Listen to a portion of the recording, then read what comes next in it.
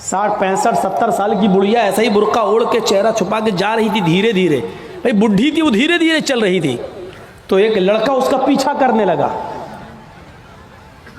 20-22 سال کا لڑکا اس بڈھی کا پیچھا کرنے لگا, کیونکہ جو سوچنے لگا برقع اتنا خوبصورت ہے تو برقعے کے اندر کتنا خوبصورت مال ہوگا, برقعے والی کیسی ہوگی. اس کا پیچھا کرنے لگا. بڑھیا دھیرے دھیرے چل رہی, لڑکا سمجھ رہا مجھے لفٹ دے رہی ہے, میری وجہ سے دھیرے دھیرے چل رہی, جبکہ وہ اپنی کمزوری کی وجہ سے دھیرے دھیرے چل رہی. بڑھیا سمجھ گئی یہ لڑکا میرا پیچھا کر رہا ہے. تو تھوڑی دور چلنے کے بعد اس نے اپنا نقاب کھولا اور اپنی تتلاتی زبان میں بولی بیٹا. لڑکے کا تو موڈ خراب ہو گیا, کم بخت میرا تو معاملہ ہی گڑبڑ ہو گیا. بیٹا تو میرا پیچھا کیوں کر رہا ہے, میں تو تیری اماں کی عمر کی ہوں. لڑکے کو بھی غصہ آ گیا, کہتی بات میں اپنے لیے نہیں اپنے ابا کے لیے ڈھونڈ رہا ہوں. اب 60 65 70 سال کی بوڑھیوں کو ایسے خوبصورت برقعے پہننے کی کیا ضرورت. برقعوں کا مقصد جو کبھی تھا پردہ, لیکن آج ان کا مقصد بھی وہ نہیں رہ گیا.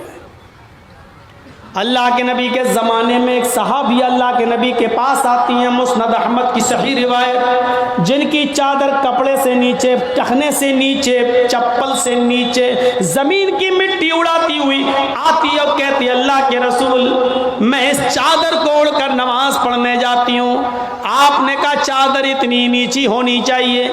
اس نے کہا اللہ کے نبی کبھی کبھی زمین پر پیشاب و پائخانہ پڑا ہوتا ہے, گندگی پڑی ہوتی ہے, تو کیا میں تھوڑی سی اوپر کر کے پائخانہ گندگی کو کراس کر کے آگے نکل جاؤں.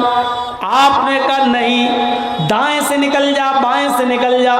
کہنے لگی دائیں بھی مرد بیٹھے ہوتے ہیں, بائیں بھی مرد بیٹھے ہوتے ہیں, مجھے اسی گندگی کے اوپر سے نکلنا ہے. اے اللہ کے رسول اجازت دے دیجئے, میں تھوڑا سا اوپر کر لوں اور نکل جاؤں, اس کے بعد نیچے کر لوں گا. جب گندگی کو کراس کر لوں گی تو چادر میں نیچے کر لوں گی. اللہ کے نبی کہتے ہیں اگر مرد دائیں بیٹھے ہیں بائیں بیٹھے ہیں تو تو اسی گندگی کے اوپر سے نکل جا. کہنے لگی اللہ کے رسول وہ گندگی میری چادر میں لگ جائے گی, آپ مجھے اوپر اٹھانے کی اجازت نہیں دے رہے ہیں. ٹخنے سے اوپر, چپل سے اوپر چادر اٹھانے کی اجازت کیوں نہیں دے دیتے ہیں؟ آپ نے کہا نہیں, چادر اٹھانے کی اجازت, چپل سے بھی اوپر چادر اٹھانے کی اجازت نہیں دوں گا. کہا اللہ کے رسول پھر اس چادر میں پیشاب و پائخانہ لگ جائے گا. آپ نے کہا لگ جانے دے. کہنے لگی اے اللہ کے رسول اسی چادر کو تو اوڑھ کر میں نماز پڑھتی ہوں مسجد میں. جب اوپر عورتوں کا الگ انتظام ہوتا ہے یا پردے میں عورتوں کا انتظام ہوتا ہے تو میں اسی چادر کو اوڑھے اوڑھے نماز پڑھتی ہوں. آپ نے کہا اسی چادر کو اوڑھ کر نماز پڑھ لے. کہنے لگی اس میں پیشاب و پائخانہ لگ جائے گا, کیا اسی اور چادر کو اوڑھ کر نماز پڑھ لوں؟ آپ نے فرمایا ہاں اے عورت, جب پیشاب و پائخانہ تیری چادر میں لگے گا, جب تو آگے بڑھے گی تو تیری چادر زمین پر پڑی ہوئی مٹی سے رگڑ کھائے گی, کیونکہ تیری چادر نیچے ہے. جب پیشاب و پائخانہ اس میں بھر جائے گا, جب تو آگے بڑھے گی تو زمین پر پڑی ہوئی مٹی پر تیری چادر رگڑ کھائے گی, اور زمین پر پڑی ہوئی مٹی سے رگڑنے کی وجہ سے زمین کی پاک مٹی تیری چادر کو پاک کر دے گی. لیکن تجھے چادر اٹھانے کی اجازت نہیں, اسی چادر میں تو نماز پڑھ لے. گندگی لگتی ہے تو لگ جانے دے, آگے بڑھے گی تو زمین پر پڑی ہوئی پاک مٹی تیری چادر کو پاک کر دے گی. میرے بھائیوں پیشاب و پائخانہ دیکھ کر بھی اللہ کے رسول نے عورت کو چادر اٹھانے کی اجازت نہیں دی. میری بہنوں تمہارے دل کیسے گوارا کر لیتے ہیں. جلسوں میں بھی چوڑیاں خریدنے کے لیے, بیلونز خریدنے کے لیے, جلیبیاں خریدنے کے لیے تم کس طریقے سے لیڈیز پنڈال سے نکل کر تم بازاروں میں گھوم لیتی ہو. شرم آنی چاہیے. تمہارے کلیجے اور تمہارے دل کیسے گوارا کر لیتے ہیں کہ لڑکے اور لڑکیاں ایک جگہ شاپنگ کریں, دکانداری کریں, خریداری کریں. یہ تمہارے کلیجے تمہارے ضمیر کیسے گوارا کر لیتے ہیں. جبکہ اللہ کے نبی فرماتے ہیں لا یخلون رجل بامرأۃ الا کان ثالثہما الشیطان.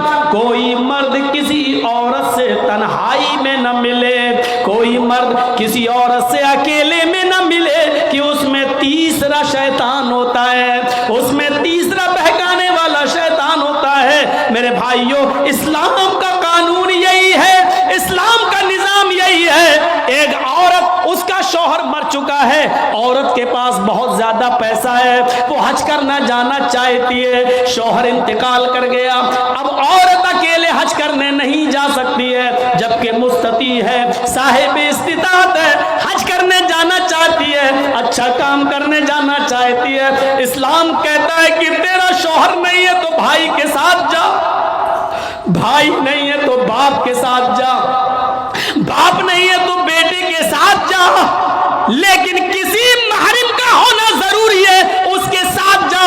چیخ کر عورت کہتی ہے کوئی نہیں ہے، میرے پاس دولت ہے۔ اللہ کے نبی کہتے ہیں پھر دولت سنبھال کر اپنے پاس رکھ، اگر تیرا بھائی نہیں ہے، بیٹا نہیں ہے، شوہر نہیں ہے، باپ نہیں ہے، کوئی محرم نہیں ہے تو تو اکیلے حج کرنے نہیں جا سکتی ہے۔ نہیں، اے اللہ کے نبی، میرا پڑوس میں بڑا اچھا نیک حاجی نمازی نیک آدمی رہتا ہے، میں اس کو بھائی بنا لیتی ہوں، چلی جاؤں۔ فرمایا نہیں نہیں، منہ بھولے بھائی کو بھائی بنا کر اس کے ساتھ تم حج کرنے نہیں جا سکتی ہو، اس لیے کہ اپنے منہ سے کسی کو بھائی بولنے سے وہ تمہارا سگا بھائی نہیں ہو جائے گا، اپنے منہ سے کسی کو بیٹا بول دینے سے وہ بیٹا نہیں ہو جائے گا۔ تم کسی کو بیٹا بول دو، بھائی بول دو، جو چاہو بول دو، لیکن اسلام یہ کہتا ہے کہ اس کے ساتھ بھی عورت کو اجازت نہیں ہے کہ وہ حج کرنے جائے۔ اگر کوئی نہیں ہے تو مت جاؤ، لیکن اسلام اس بات کی اجازت نہیں دیتا ہے کہ تم اکیلے جاؤ یا کسی کو بہن، کسی کو بھائی یا بیٹا بنا کر جاؤ، اس بات کی اجازت نہیں دیتا۔ اسلام ایک عبادت میں، حج جیسی عبادت میں بھی عورت کو کسی غیر مرد کو منہ بولے بھائی اور منہ بولے بیٹے کے ساتھ بھی جانے کی اجازت نہیں دیتا۔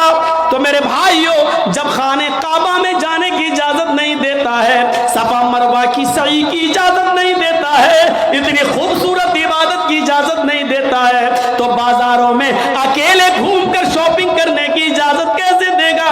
پھر بازار کے اندر عورت کو اکیلے جانے کی اجازت کیسے دے گا؟ اتنی خوبصورت عبادت کرنے کی اجازت نہیں دیتا ہے، اتنی خوبصورت عبادت کرنے کی اجازت نہیں دیتا ہے، تو میرے بھائیوں، پھر عورت کو بازاروں میں گھومنے کی اجازت کیسے دے گا؟ پھر بازار میں گھومنے اور بازار میں سیر و تفریح کی اجازت کیسے دے گا؟ ہماری ماں بہنوں کو اس بات کو سوچنا چاہیے، غور کرنا چاہیے، سنجیدگی سے اس کو لینا چاہیے۔ ایک زمانہ تھا، حضرت فاطمہ کہہ رہی ہیں اے علی، میں اتنی بیمار ہوں، اتنی بیمار ہوں، لگتا نہیں کہ اس بیماری میں بچ پاؤں گی۔ اے علی، اگر مجھے کچھ ہو جائے، اگر میرا انتقال ہو جائے، اے علی، تو مجھے دن کے اجالے میں دفنانے مت لے جانا، رات کی تاریکی میں عشاء کی نماز کے بعد مجھے قبرستان میں دفن کرنا۔ حضرت علی نے کہا اے فاطمہ، ایسا کیوں کہہ رہی ہو؟ اگر تمہارا انتقال صبح فجر کے بعد ہو تو کیا عشاء تک ہم تمہارے جنازے کو رکھیں گے، مٹی کو رکھیں گے؟ تمہارے باپ کا، تمہارے ابو کا فرمان ہے کہ میت کو جلدی قبرستان لے جاؤ، پھر میں لیٹ کیسے کروں؟ فرماتی ہیں اے علی، اے میرے پیارے شوہر، مجھے رات میں ہی لے جانا، میری بات کو گرا باندھو، میری بات کو مضبوطی سے پکڑ لو، میری وصیت کو یاد رکھنا، چاہے میرا انتقال کبھی بھی ہو، لیکن مجھے عشاء کے بعد دفنانا، مجھے دن کے اجالے میں قبرستان نہ لے جانا۔ اے علی، میں نہیں چاہتی ہوں کہ میرے مردہ جسم پر پڑے ہوئے کفن پر بھی کسی غیر مرد کی نظر پڑے، میں اپنے کفن پر بھی کسی غیر مرد کی نظر نہیں پڑنے دینا چاہتی ہوں۔ اے علی، مجھے رات میں لے جانا، دن کے اجالے میں نہیں، میں نہیں چاہتی کہ میرے کفن پر بھی کسی غیر مرد کی نظر پڑے۔ میرے بھائیوں، انتقال کے بعد نکاح جائز نہیں ہے، انتقال کے بعد شادی نہیں ہوتی ہے، لیکن انتقال کے بعد بھی اپنے جسم کو تو چھوڑو، اپنے کفن کو بھی کسی غیر مرد کو دیکھنے کی اجازت نہیں دے رہی ہیں۔ یہ تھا حضرت فاطمہ کا پردہ۔